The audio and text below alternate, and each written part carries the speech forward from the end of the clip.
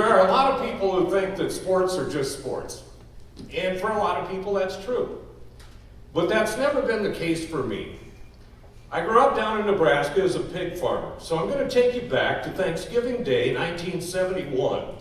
It's the day that the Nebraska Cornhuskers, #1 in the country, are taking on the Oklahoma Sooners, #2 in the country, in the football game of the century. We would have liked to watch the game on television, but my dad and I actually had planned that we were taking hogs to Chicago to show in the International Expo. So the entire day was planned out. We hopped in the truck, we loaded the truck the night before, we hit the road at about 5 a.m. so that we can hit the Stuckies for breakfast for their caramel rolls. We're rolling down the road in this 1968 Ford pickup with the box, panels on the back to keep the hogs in. We eat dinner at a small diner in Iowa somewhere, and we had it all timed out to be able to listen to the Husker game. Now, for those of you that don't know what the dedication is to Nebraska football, especially back in the 70s and 80s, there is an unwritten rule in Nebraska.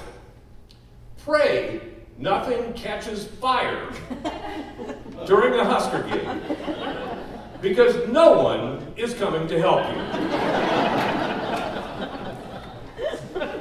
So with that in mind, we have it all timed out. And back then, not every game was on television. Now you could get, 35 football games a weekend on television. Back then, that was not the case. So this is actual Thanksgiving Day.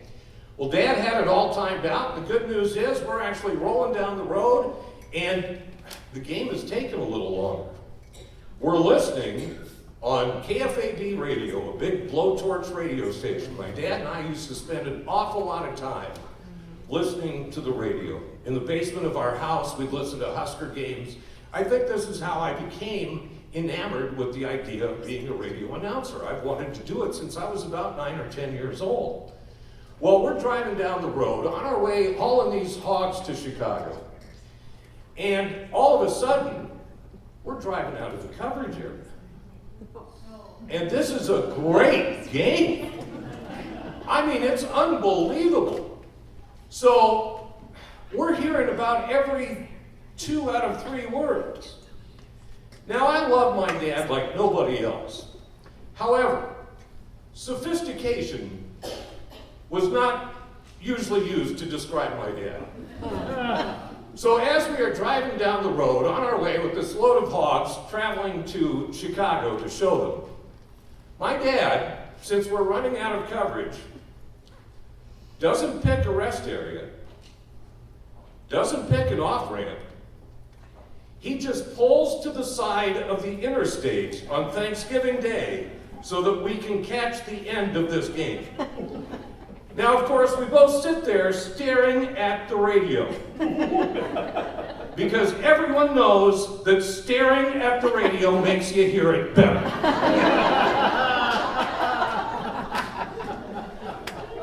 We are completely oblivious to the holiday traffic that is rifling past us.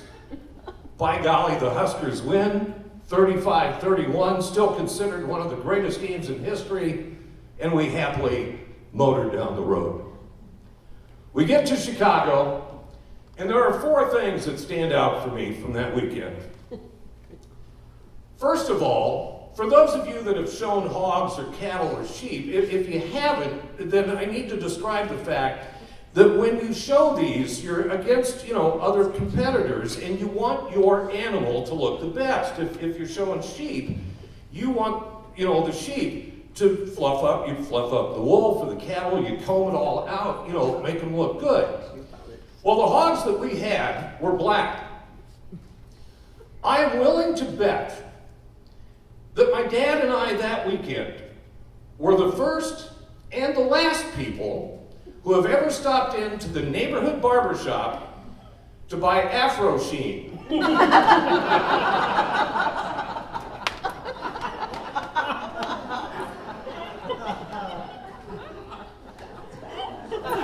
As a matter of fact, I'm telling that story now. I bet they're telling that story now too.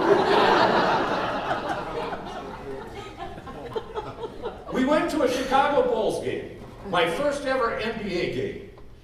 Now, when I say we went, we were in the second row from the top, all right? But what I remember is my dad jammed up against this metal beam in the old Chicago Stadium so that I could have a better view. And I was a big fan of the NBA. I remember the starting lineup for the Bulls. I remember that their front line was Tom Bowerwinkle and Chet Walker and Butterbean Love, and we need more nicknames like Butterbean. And their backcourt was unbelievably underrated. Norm Van Leer and Jerry Sloan. Incredible lineup. San Francisco, who they were playing, had Nate Thurmond. And Nate Thurmond was one of my favorite players. And so that night, I became a San Francisco Warrior fan. And to this day, I'm a Golden State Warrior fan. I didn't know they were going to stink for 35 blessed years, but but I made the investment and I've stuck with it. Now, and as I say, when we saw an NBA game, Chicago Stadium was huge. I think if we would have turned around, we probably would have had a better view of South Bend, Indiana than the actual court. But I also remember that was the weekend that I told one of my first smart-ass remarks. There was a group of grade school kids that were touring the International Expo.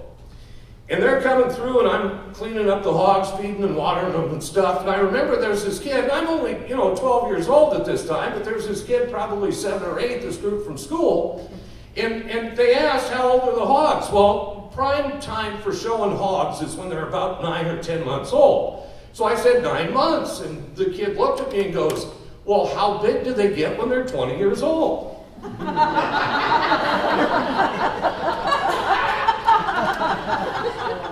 And for some reason, my 12-year-old brain goes, big as a house.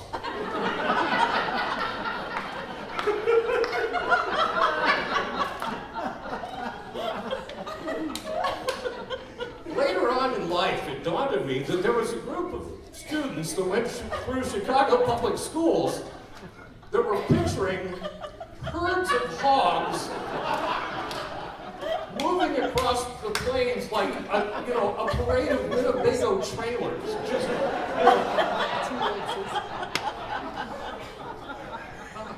But what I remember most is the fact that at the International Expo, there were dairy cows, there were pigs, sheep, horses, etc. They were all in separate areas, but in the middle was an adjoining hallway.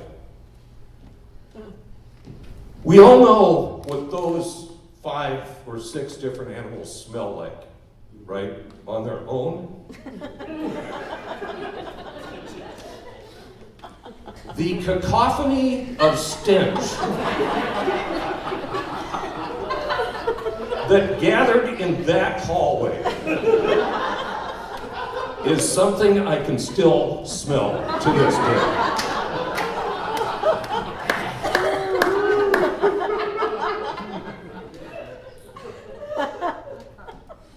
We got back home, and in January of 1972, our lives changed. My sister came down, and she was teaching her first year of grade school, and she was diagnosed with a terminal disease, a very rare terminal disease, given a couple years to live. Now, the good news is, through grace and her own doggedness, she is still with us. Some 45 years later. As a matter of fact, we take her to games. But so when I hear people talk about the fact that sports are just sports, I have to disagree. Because for me, sports are always going to be pickup trucks at the side of the road, bad seats at basketball games, lying to grade schoolers, the goddamnedest smell I've ever had in my life, and my dad. Thank you.